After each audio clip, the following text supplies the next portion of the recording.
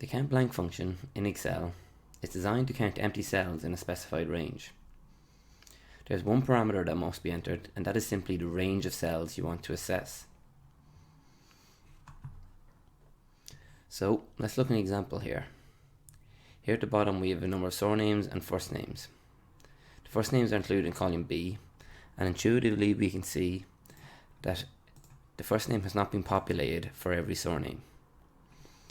In cell B14 we want returned the number of first names that are missing. So we simply open up our Countblank formula,